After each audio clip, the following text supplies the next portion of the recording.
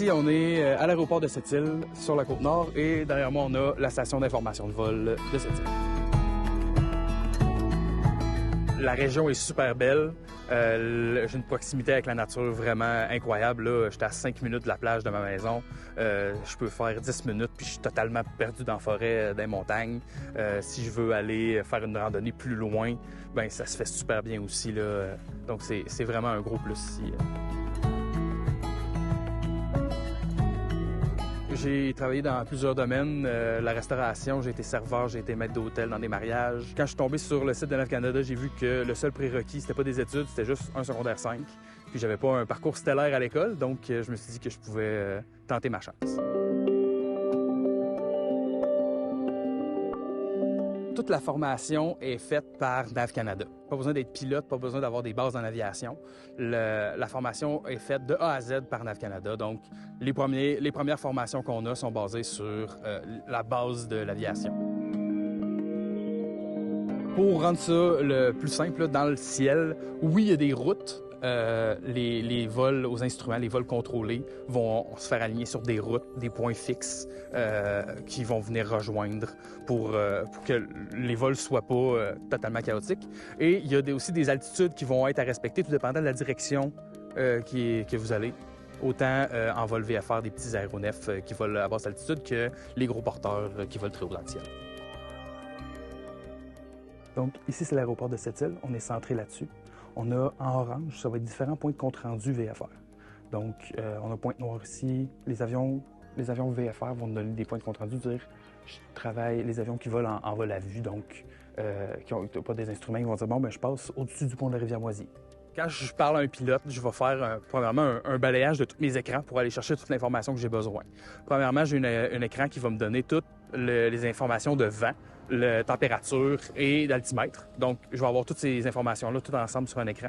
J'ai un autre écran où je vais avoir mes informations radar. Donc, mon radar fixé sur l'aéroport. Je vois les aéronefs sont où. Je vais savoir c'est quel aéronef, quelle altitude, quel type, quelle vitesse, dans quelle direction ils se déplacent. Quand on arrive à Sept-Îles à 3000 pieds, là, si vous arrivez de l'est, disons vous allez passer au-dessus de la baie de Sept-Îles, où il y a des gros transporteurs marins, le port en eau profonde, la ville, vous passez au-dessus de la ville pour finalement venir à l'écart de la ville où il y a l'aéroport. Inform Sept-Îles Radio, you have information Foxtrot. Sept-Îles information Foxtrot, weather at 15000. Quand je suis en poste dans la tour, mon travail, c'est de donner les bonnes informations aux pilotes pour qu'ils prennent les bonnes décisions sécuritaires par rapport au trafic, à la météo et tout ça.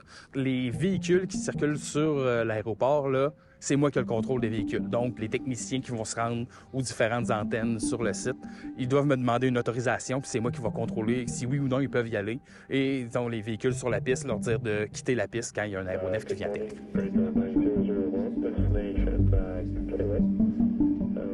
Il y a beaucoup de ressemblances mentalement dans la manière que je fais mon travail à quand j'étais serveur. Parce qu'on va avoir différents avions qui vont arriver à différents moments, des différents départs, différentes arrivées. En service, ben tu as aussi la même séquence aussi. Les gens vont arriver, ils vont vouloir prendre un verre, prendre une entrée, un plat principal, ils vont partir, ils vont payer. Un avion va prendre sa préautorisation, son autorisation, un service consultatif va décoller, on va le transférer à Montréal. Donc, on dirait que les liens se ressemblent. La formation de FSS, de spécialiste d'information de vol chez NAV, ça va durer 7 mois. Des modules, module après module, des examens aux 2 semaines, sensiblement, où ça demande quand même ça prend un 80% pour qu'on continue. Donc, on étudie beaucoup d'études, beaucoup de révisions. Quand j'ai appliqué, j'ai envoyé principalement mon CV. Par la suite, ils m'ont envoyé une réponse pour dire « Clique sur ce lien-là, on va faire des tests cognitifs. » Tu reçois un autre courriel de NAV Canada qui dit « Félicitations, t'as passé, tu vas être invité à la prochaine étape. »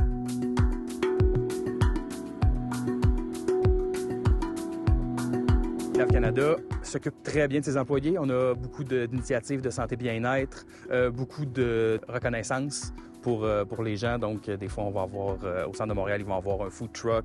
Ici, on va avoir, on va se faire payer le dîner, juste histoire qu'il y ait de la reconnaissance pour les employés. Si j'avais une chose à dire à quelqu'un qui veut essayer chez NAV Canada, qui a peut-être des doutes, c'est que c'est faisable. C'est pas quelque chose... c'est pas comme être astronaute, aller sur la Lune, où c'est une personne sur 1 million qui va pouvoir le faire. C'est faisable d'être travailler dans ce domaine-là. Puis c'est vraiment... moi, je trouve ça vraiment enrichissant. C'est challengeant. J'adore toutes mes journées de travail.